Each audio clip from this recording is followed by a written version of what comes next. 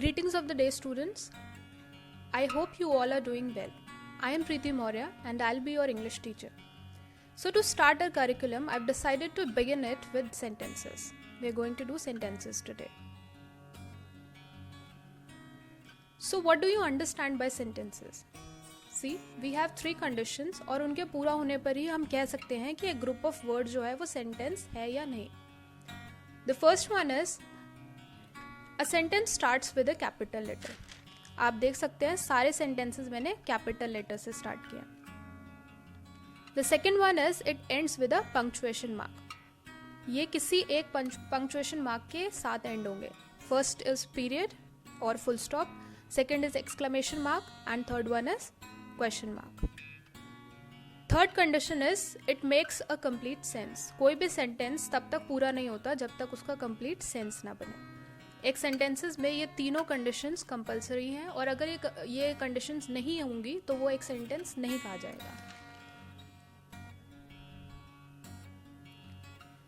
Let's talk about the types of sentences. There are 5 types of sentences. Let's take one at a time and discuss in detail. The first one is assertive sentence. These sentences are declarative sentences, which declares something. ये कुछ declare करते हैं. The first one is affirmative. Affirmative sentences are those sentences which are positive in nature. I am coming to the party. इसमें जो भी बात कही जा रही है उसमें declaration हो रही है और वो positive declaration है. The second one is negative. I am not coming to the party. इसमें not आ गया, ये negative sentence है और ये एक positive sentence, right? The second type is exclamatory sentences. They express a strong feeling or opinion. ये हम strong feelings और opinion को express करते हैं. For example, what a great car you have. इसमें ये सेंटेंस जो है वो एक एक्सक्लेमेशन मार्क के साथ एंड हो रहा है और एक स्ट्रॉन्ग फीलिंग को भी एक्सप्रेस कर रहा है कि हमने किसी की कार देखी और उससे हम बहुत इम्प्रेस हो गए एंड सडनली हमारे मुंह से निकला कि what a great car you have. Note याद रखना कि ये जो सेंटेंसेस होते हैं these ends with an exclamation mark.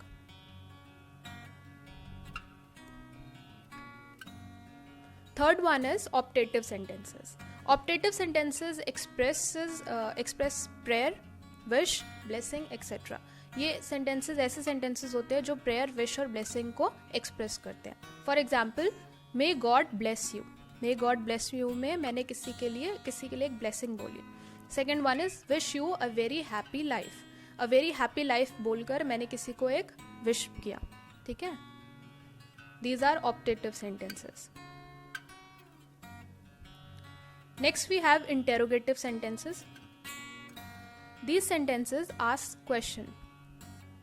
Interrogation का मतलब होता है किसी से कोई question पूछना. Interrogation का meaning ही वही है. For example, why are you late? मैंने किसी से question पूछा why are you late? तुम late क्यों हो? तो उसका आंसर आएगा, जो भी reason होगा वो उसका आंसर आएगा. Okay? तो note ये है कि interrogative sentences end with a question mark. हमेशा ये एक question mark के साथ ही एंड होते हैं. Fifth we have imperative sentences. Imperative sentences, a sentence that expresses an order, request, command or an advice. For example, please bolt the door. Please bolt the door is a request. Do not pluck flowers. Do not pluck flowers is an order. You should listen to your mother. You should listen to your mother is an advice.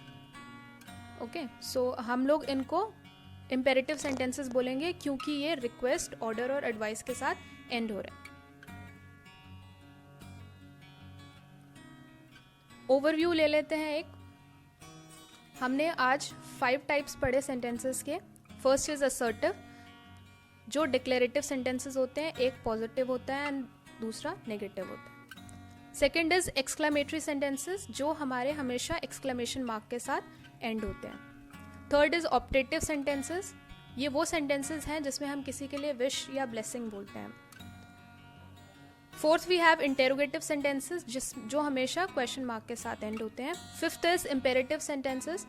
Imperative sentences वो होते हैं जिसमें हम एक order, request, command या advice को express करते हैं. Right? Here is your homework.